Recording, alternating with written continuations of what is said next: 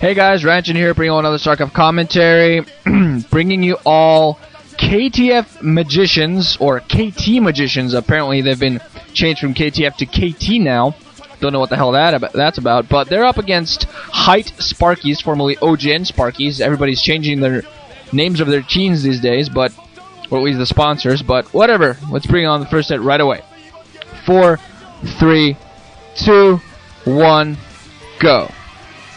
So, Booyakasha on a stick! Yeah, KT versus Hite, as you see there. So, this is going to be 8-15 against Justin. We're going to have 8-15 as the red zerg at the upper left-hand corner. And we're going to have Justin as the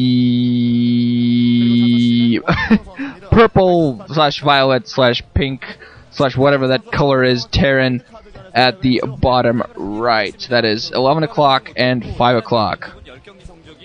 Much fun to go around. Gotta say, 8-15 is a player that I really like. It's a player I'm personally, I wouldn't call myself a fan of him, but it's a player I really like because he really is a very nice macro player. He plays a very, very fun, good macro game, so I definitely think he has potential in that regard.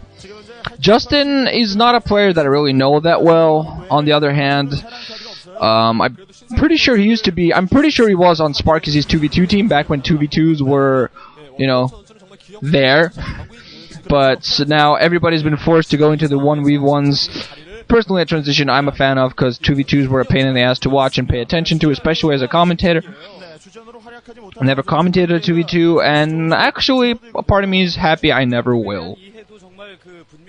So this is on God's Garden, a 4-player map. We'll get a base at each corner.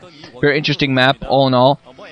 You got a protected main, a protected natural and an open natural, both of which you can take, although the protected natural, which nobody can sneak inside of, can be shelled pretty easily from the air. And then you have the KT mascot, irritating as always. Honestly, they haven't changed at all, except for the fact that it's just KT now instead of KTF. I'm assuming that the company slowly changed their name for some reason. So, 8-15 now going to go for a 12 hatchery, going to go for an economic build, just very much. And we're going to see what Justin is that he does. He's just sending out an SCV scout, so he's going to scout 8-15 second. Oh, actually, wow, going to go for a 14 command center against a zerg. This, I gotta say, this is quite a bit risky. For his sake, 8-15 has not scouted him yet, but just now putting down his spawning post. So it's all going to come down to this. 8-15 also going to put down his extractor, so he's going to go for 2 bases so far. We're going to see whether he decides to put a second one down soon.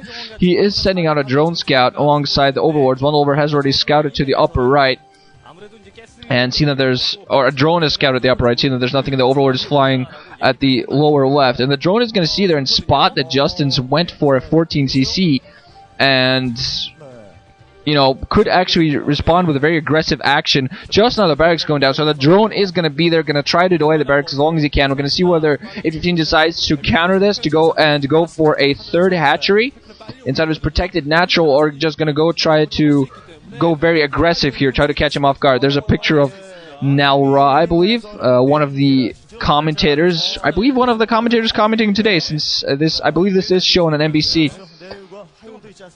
game. 2nd barracks also going down by Justin, so he's going to be careful on the opposite side of the layer coming up. So actually 8-15 is going to react by teching quickly, so he's going to try to catch Justin off guard, possibly with Mutalisk play. Justin doing a pretty decent job of fighting back with those SCVs.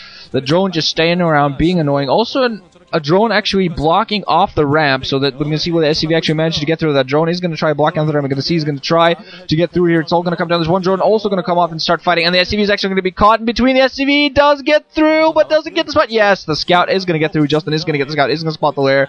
He's probably going to go down inside the second base. Going to spot that there's no second expansion coming down from 8-15.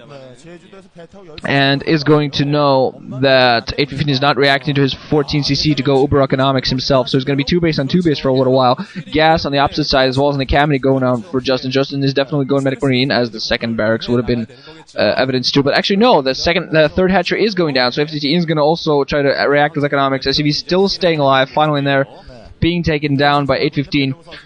In a macro game, honestly, I haven't seen much of Justin, and statistics speaking, both these guys are 47% against these races. I believe Justin has like a 0.2% advantage, but that's really nothing. Both these guys have played just over 20 games against each other races. Just now Spark coming up for mate 15, so looking at statistics, it's not too big, you know, isn't it too big a sign of what these players are capable of. Barracks is apparently stopping production temporarily there, maybe just waiting to build another tech building, possibly even put up his factory or some such. Spire almost halfway up, so A15 is going to try to go for Mules, but is going to try to catch Justin off guard. I'm not quite sure if I've seen Justin's...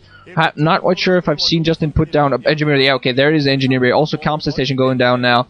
So he's going to have Scan against the Mules coming out. 2 Comstat Stations coming up. Marines moving out, actually, against the Zerglings that were standing around just waiting for that push out, but Justin's actually not going to push this. Well, he is going to go out and take that one Zerg on the opposite side. If he has put down one protective sunken colony at his nacho just to make sure he can defend against anything could be coming his way. Scouting his CV again inside, going to start attacking that spiral a little bit. Not really going to do too much damage. Still, those 2 barracks is producing at a pretty quick rate, and turrets should be coming up momentarily, especially as soon as that SCV definitely knows the spire's up, so it's just trying to slightly damage it as much as it can. 2 more sunken colonies being put down to the natural. There are Marines as well as some medics coming out. Not seeing any Zerglings so far. Spire not yet up, so Mutalisk are a little bit far away. 3 sunken colonies are, however, going to be in place for those Marines going to be coming out. I'm not seeing any Zerglings, though. He's definitely going to need some Zerglings alongside. Going to put down an evolution chamber at the front just to block those forces that are going to be coming out. Also putting down a